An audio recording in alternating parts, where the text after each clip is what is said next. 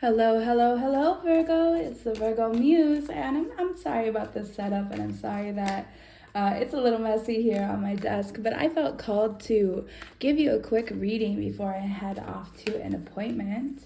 So that's what we're going to do, and I believe that this reading is going to be about the general energy affecting you from the 1111 portal that we just had yesterday, and how that portal has stepped into your life, how you will be seeing changes and certain manifestations appearing in your life. So let's go ahead and get into it. Please, Spirit, help me to deliver these messages clearly and effectively for the Virgos, for the pretty Virgo muses.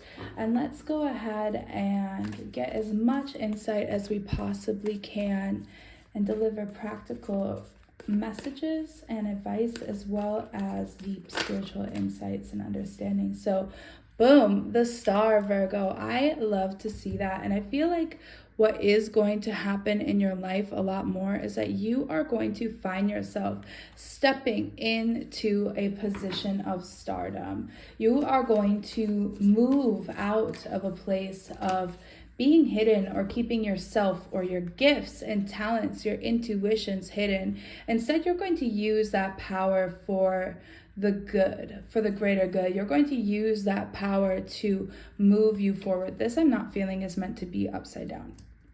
You're going to use that to move you forward and bring you into a space of victory. So while right now you might not see necessarily the effects of this in your life, the more that you align yourself with your intuition, the more that you tap into all of those aspects of yourself. And I'm sensing a lot of need for shadow self integration. So if you're someone that avoids the shadow work, in order to really tap into that high priestess energy, you have to be all right and honestly friends with the darkness that's within you. Otherwise, you will not be able to fully express that feminine, intuitive, changeable, mystical, and somewhat at times dark and sometimes disturbing to other people, depending on how they see it. But that's one of the beauties of life. When we think about, the high priestess here, there's these pomegranates on the back, and we think about certain aspects of Persephone's tale. And yes, there is the idea that she was stolen away and hunted and sent to the underground. But there are also theories that she was in love and that she went to the underground to open up that sensual side of herself, to connect with that darkness, and that was Demeter's biggest fear, because she wanted her daughter to remain this pure, innocent energy that forever is like connected to the tides of spring and doesn't tap into that darkness, but that darkness lived within her. And so, that's just kind of the aspect of that story that's coming out for me right now, is that Virgo, you're going to be tapping into your darkness. If you're a feminine, you're going to be tapping in to that dark feminine energy. And I do feel like that's who this reading is for. So that's just how I'm going to read it, okay? If you're a masculine and you resonate, that's dope. But this is how I'm going to read these messages today. And when you tap into that dark energy, you allow yourself to integrate that self. It doesn't mean being evil. It doesn't mean being cruel. It means accepting these aspects of yourself that we are very often taught not to accept. Perhaps leaving behind people pleaser tendencies, leaving behind the need to hide away in this crafted self-image of what is expected of you. Whatever that looks like to you. If it's expected that you be pleasant all the time, if it's expected that you be quiet, shut your mouth, listen up, what you're doing is you're stepping out of that energy and into this wonderful, you can see it, right? We have the star, the high priestess, the 2 of wands, the 6 of wands, the ace of wands, and the 10 of pentacles. The more that you integrate these parts of yourself and you stop trying to please everyone, the more that you stand into your power, you will find yourself incredibly abundant. And yes, there will be challenges with the 5 of wands there. Yes, there will be challenges. There will be resistance from within and from without, because you're going to have to face these first of all, ways in which you've betrayed yourself in the past. And this is not a judgment, because we have all done this. We have all done this. Meet someone who says that they've never betrayed themselves, and you've met a liar. We have all done this. So, you're going to have to meet these parts of yourself where you have betrayed yourself, where you have perhaps forsaken your own creativity, your own wisdom, your own inner knowing, your own insights and ideas of how you want to move forward, how you want to build your legacy. And you have listened to others and been at war with yourself and been at war with others on an energetic level because of this. But as you face this, as you integrate this, and as you accept that as a part of your journey, don't rage against it, don't lament it too much. It's okay to feel how you feel about it, but understand that that is exactly part of what has gotten you where you are today. Then you will really rise above, because we do have the Six of Wands, and I feel that this is the more prevailing energy, and these are the insights that come along with it. So you're definitely going to be legacy building. If you think about what you have manifested on the 1111 portal, that is what this reading is speaking to for you. So if it is romance, there's definitely a potential for a lasting love, building a family, building an empire, building a legacy, multiple generations here with the Ten of Pentacles.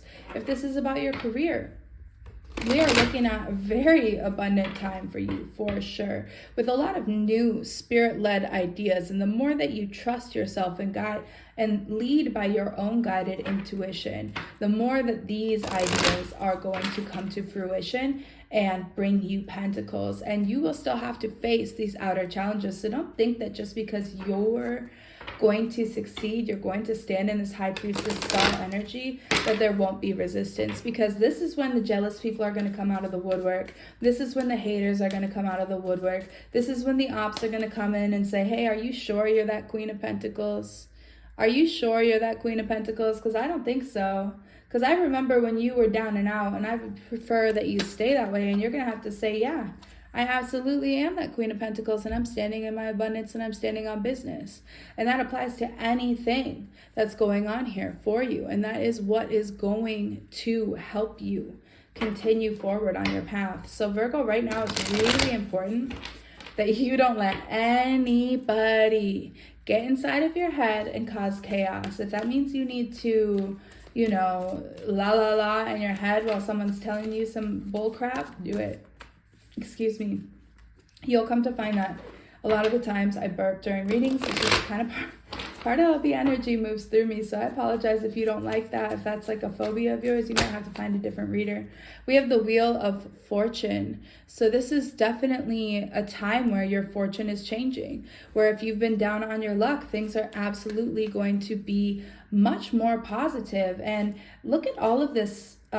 Look at this. We have the Star, the High Priestess, and the Wheel of Fortune. I mean, hello. We have the Ten of Pentacles, Nine of Pentacles, Queen of Pentacles. This is a very financially abundant time, but not just financially. In terms of your stability, perhaps in terms of you building a sense of self, a sense of groundedness in this planet, and the way that you want to move through things, the way that you're going to express yourself in the world, the way that you are going to put your art out there, how you are going to express your emotions, your thoughts, your creative ideas, regardless of what others want. And it is going to bring you into a place of victory, Virgo.